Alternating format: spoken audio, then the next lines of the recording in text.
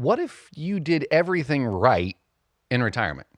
You saved well, invested wisely, even used the latest technology, and still missed one thing that could cost you hundreds, maybe thousands of dollars. Well, today we're talking about why being just 80% right in retirement planning can still be a disaster. Eye on Retirement starts right now. In today's world of market volatility and uncertainty, your retirement plans need to be front and center. With ever-changing tax laws, healthcare worries, and an unpredictable stock market, don't overlook the vulnerability in your retirement planning. Protecting your family and estate will be difficult with shifting policies in Washington. It's more important than ever to keep an eye on retirement.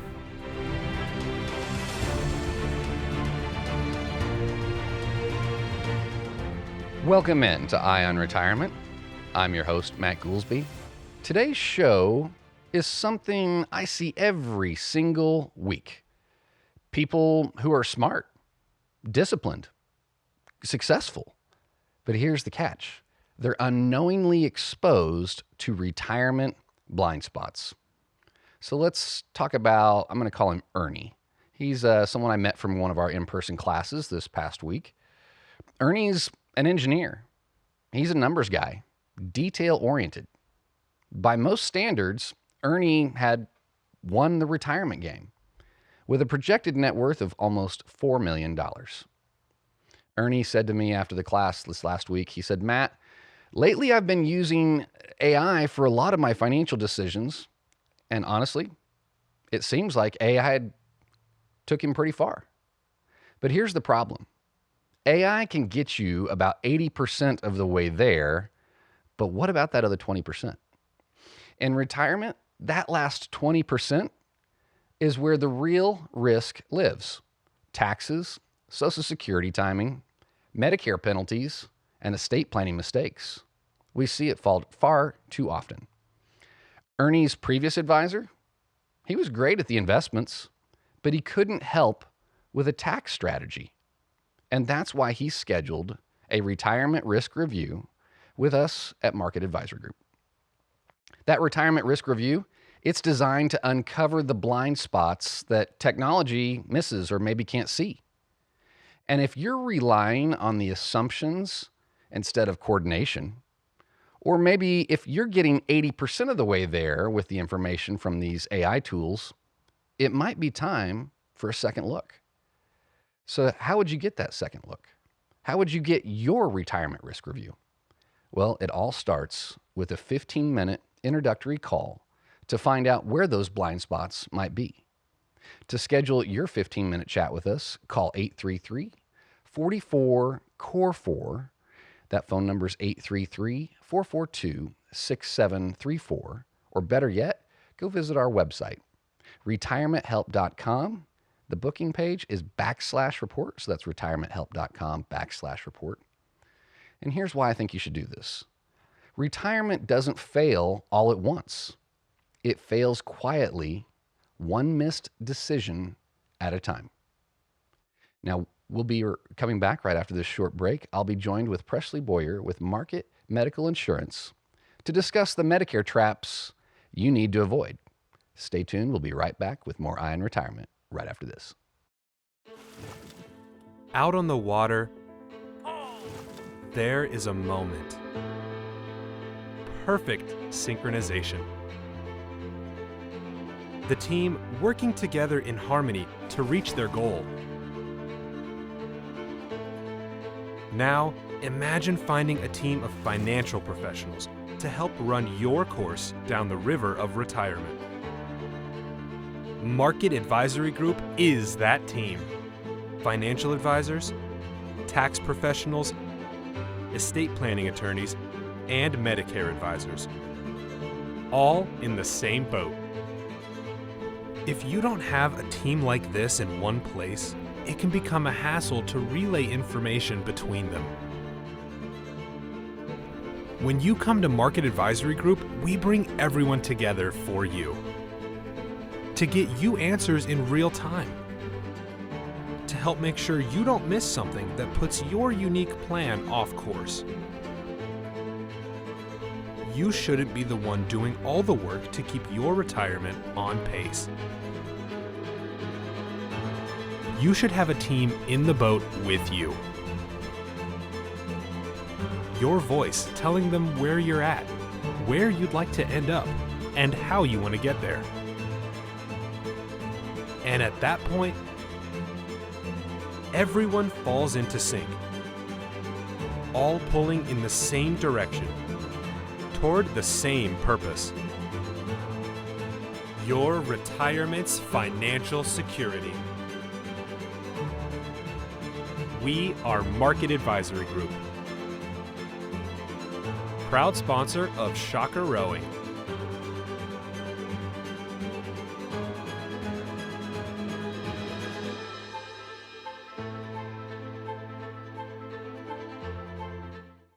Well, welcome back to Eye on Retirement. I'm Matt Goolsby, but joining me now is Presley Beaulieu, one of our health insurance advisors at Market Medical Insurance. Presley, thanks for coming in today. Now, one of the most common questions I'll get either after a class or just as meeting people and having a conversation is, well, I've already enrolled in Part A, but sometimes there's, I want to say scenarios, but sometimes there's scenarios, I guess that is a good word to use, where someone shouldn't or maybe doesn't have to enroll in Part A, right, at age 65? Because you hear those people say, well, I've got that 6-month window. They understand that 6-month window, but they don't understand a lot of the other nuances.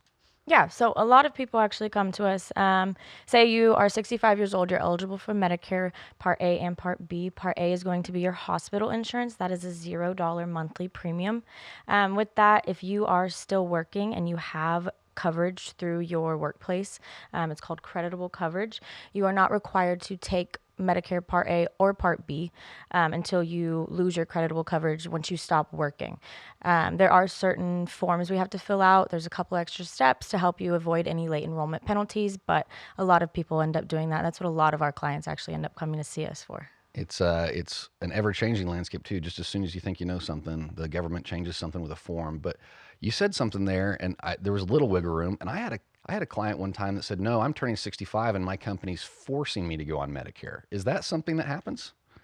That's not supposed to happen. That is illegal, but Well, I think in that instance, I think that their company size had something to do with it, right? Oh, How yes. many employers? Yeah, definitely. So if you work for a small company, less than 20 people, then yes, you have to get on Medicare. That's not eligible for creditable coverage. It has to be over 20 people at the company. It's all those nuances. It's all those blind spots that a lot of people don't know until they cost themselves a big costly mistake. So if you have credible coverage, you don't need to enroll in Part A, but sometimes you guys enroll them in Part A, I've noticed. Why is that? Yeah, so when clients come to talk to us about that, they're still working. They just want to make sure they're covering all their bases.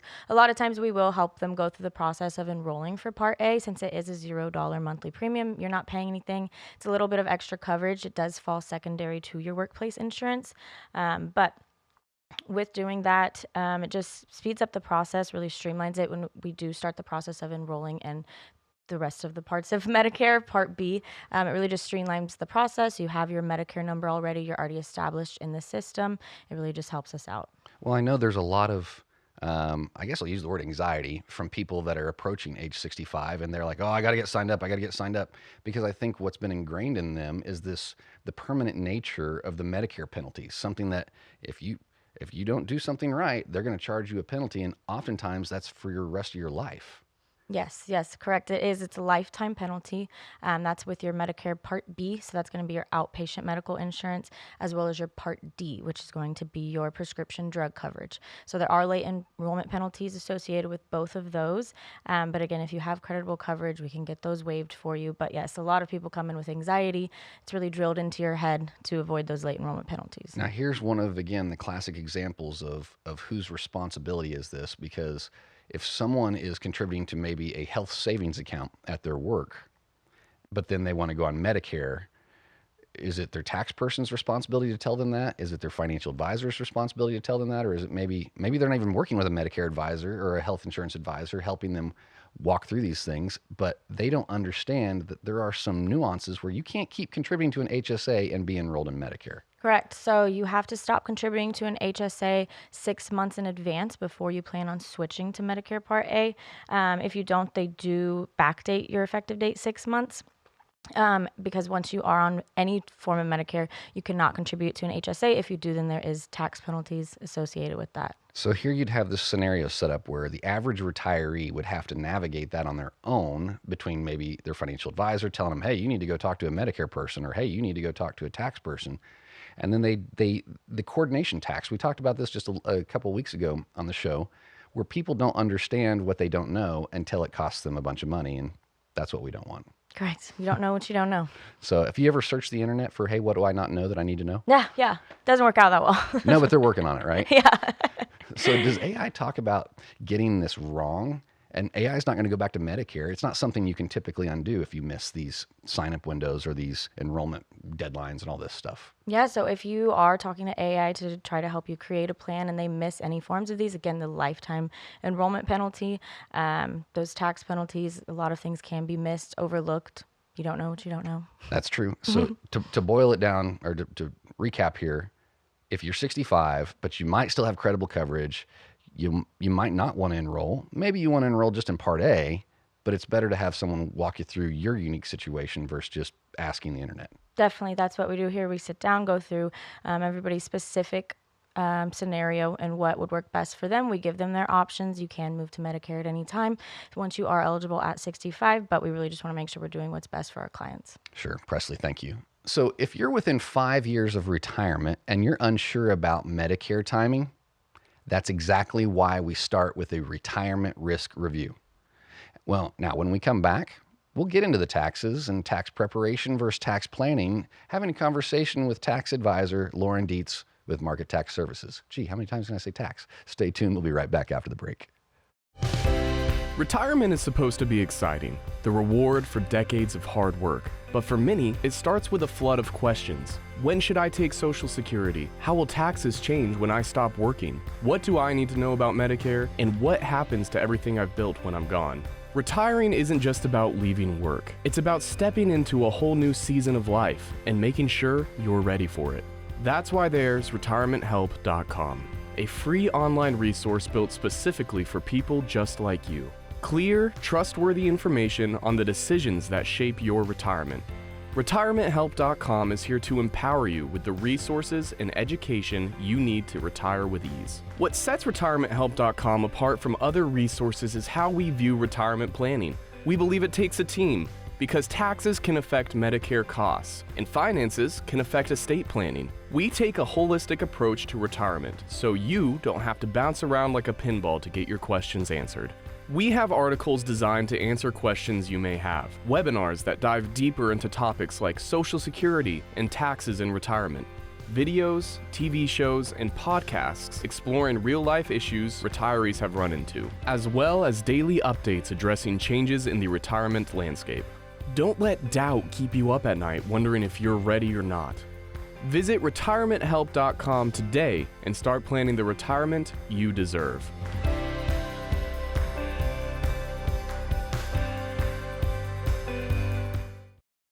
Welcome back. Lauren Dietz with Market Tax Services is joining me now. We're a bit into the final stretch of tax season, and Lauren, I wanted to ask you this. I want to dive into the differences you see between people who plan for their taxes versus people that just file them. I think you're tracking with where I'm going with this, right? Yeah. So filing versus planning. Tell me what filing taxes are. I mean, I know what that is, but then tell me how that differs from tax planning. Sure. So filing taxes, it's our favorite time of the year. Everybody gets to do it. It causes a lot of anxiety for a lot of people. Filing is going to tell you what happened, but there's very little that you can do if you don't like what has happened. Planning changes what happens next. It gives you that time before you file where if you realize, oh, you know what? I'm going to end up owing a lot more money than I had anticipated here in a few months. Let's see if we can change it up and make some changes before the end of the year to help offset that big balance due. I'm going to oversimplify your explanation. Tax planning gives clarity so people can make educated decisions before the end of the tax year. Absolutely, yeah. Tax planning gives a ton of clarity. It's almost like doing like a rough draft tax return. Now, we have sometimes, I think, people that come in and they get their taxes just filed and they're not going through tax planning. Right. I know you have a story of like a $30,000 tax bill story of someone. Tell me a little bit about that story that you were working with someone on her taxes the other day, and she's not really getting tax planning, but she really should be. Yeah, she's got a considerable amount of money, and she's kind of been trying to do this DIY tax plan herself, and she had come to us and was like, I don't know why I keep owing on my taxes. I don't understand. Well, she's got this account that is invested pretty aggressively, and she gets a ton of dividends, a ton of interest, a ton of capital gains every single year. And it can be difficult for somebody who's not super well versed in taxes to be able to anticipate what kind of tax bill that's going to cause. And she thought she was making the right amount of estimated payments. Turns out she's owing like another $13,000 this year. And at this point, there's not really much that we can do about it. No, and it's this investment account that's probably, you and I were talking before the show, it's this investment account that's kicking off all this income that she's not even really taking out of the account. $13,000. Well, that's the balance additional. She owes. Additional. Yeah. But it was something like $30,000. Oh yeah, total tax bill for the year, $40,000. And that's just the dangers of missed opportunities and the need for a multi-year strategy, because when it comes this time of the year, when you're filing taxes, you're recording history. You can't go back and change things. I mean, at this point, if you're eligible, if you're still working, you've got earned income, there might be a possibility where you can contribute to an IRA and take that deduction. That would be to a traditional IRA. But that's really just about the only thing that you can do. Maybe to an HSA if you've got a health savings account like you and Presley were talking about in the previous segment. But with planning, you've got an opportunity where you could make estimated payments if needed. If it's early enough in the year, you may be able to adjust withholdings. Even if it's later in the year, you can at least adjust your withholdings to have that fixed for the following year if you're anticipating similar income. Have you ever, I haven't asked you this question, so I'm kind of nervous on where you're going to go with this. Have you ever seen anyone be really happy they owe a bunch of taxes? Surprised. Be happy or surprised? Well, I'm sure they're surprised, right? But when they get that, it's not a happy surprise is what I'm getting at. I mean, I've had clients that are, they're like, well, I'd rather just pay it all in, when I go to file my taxes. And I'm like, there's other penalties involved here. So while you were anticipating this, what if we would have, what if we do this a little bit more strategically and make sure that you get some of those estimates paid ahead of time so that you're not being penalized hundreds, maybe even thousands of dollars in estimated tax penalty for not paying enough tax in?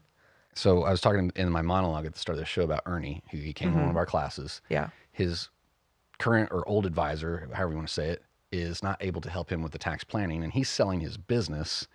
And he's thinking, oh gosh, I need my financial advisor and a tax advisor working together here. And that's not common. A lot of people have to take that responsibility on themselves and go out there and get that tax advice. Yeah, it's not common. What we're doing here is pretty unique across the board, but especially with the sale of a business, if this is a business where you're going to be bringing in, hundreds, maybe even millions of dollars of income, there definitely needs to be a lot of planning on how to make that happen and save yourself as much tax as possible, because that can be a spicy tax bill. So there's two things here. There's obviously the execution. Someone that has assets, income, if you've built any kind of wealth, you need typically tax planning. Yeah. At the end of the year is when we ideally do it. Sometimes we do it mid-year.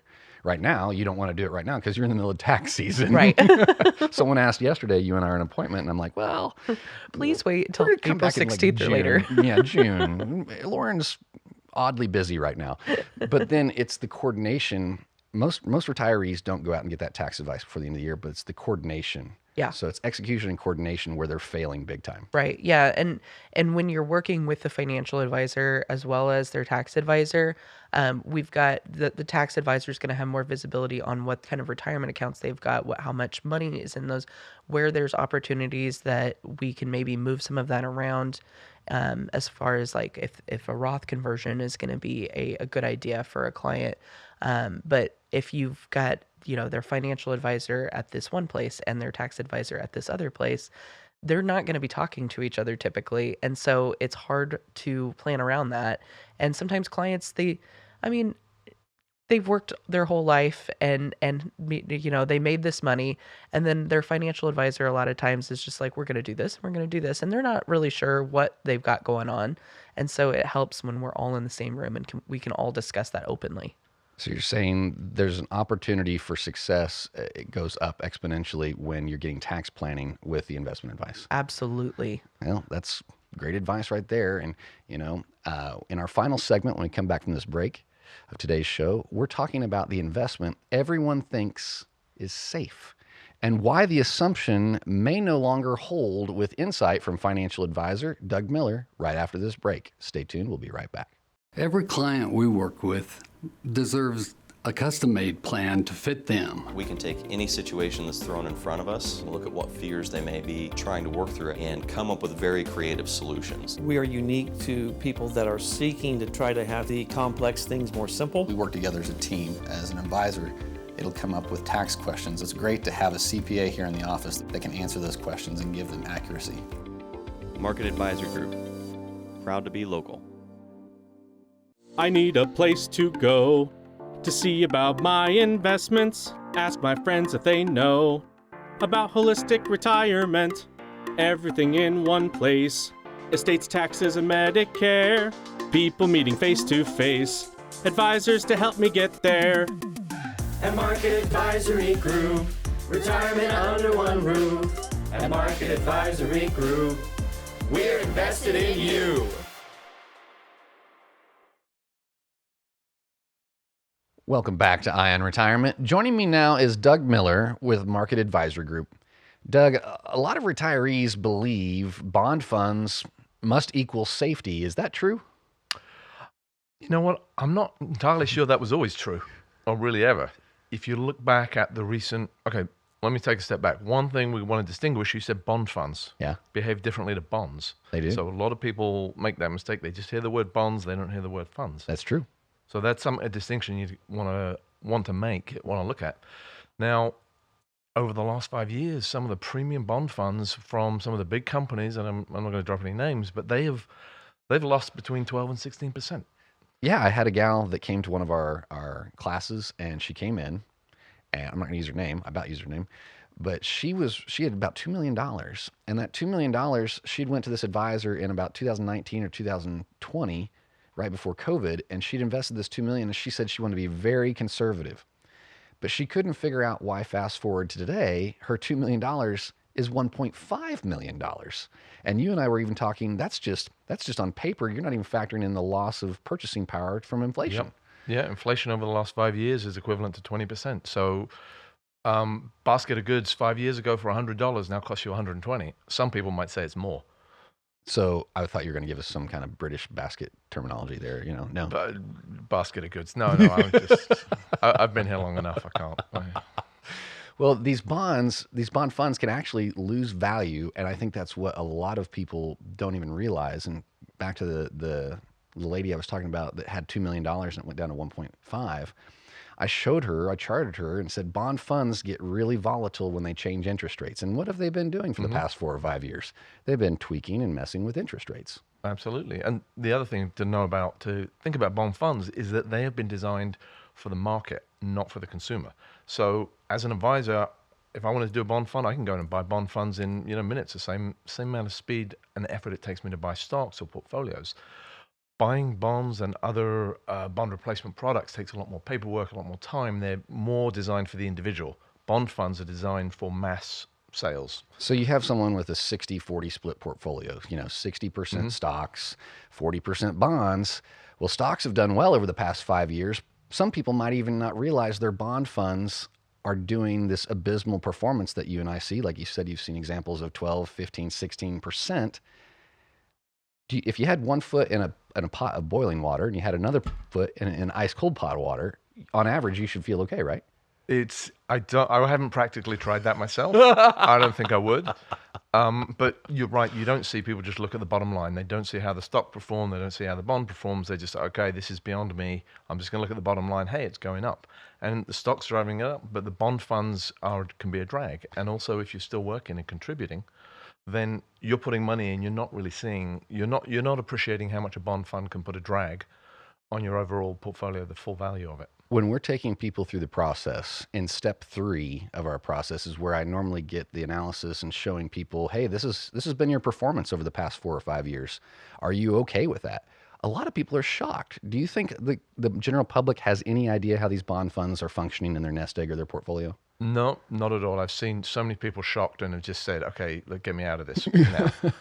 And it's because it's hidden in the word fund. The word fund is hidden after bond because people see, bonds written by the US government, the full faith and credit of the US government, they must be safe. And then they hear bond funds and they associate the two, but they actually behave very differently. So if someone's using AI, does AI detail the actual risk behavior, or does it just list these labels, or is it very generic? You have to know what questions to ask AI. That's AI fair. will tell you, but if you don't know the questions to ask, you don't know what you don't know. Well said. So if you're relying on assumptions instead of coordination, or are you getting 80% of the way there with the information from these AI tools, it might be time for a second look. And to take that second look, schedule a 15-minute introductory call with us to find where your blind spots might be in retirement. That number is 833-44-CORE4. That's 833-442-6734. Or better yet, visit retirementhelp.com/report. You can schedule that right there on the website. I'm Matt Goolsby, reminding you we're here to keep an eye on retirement.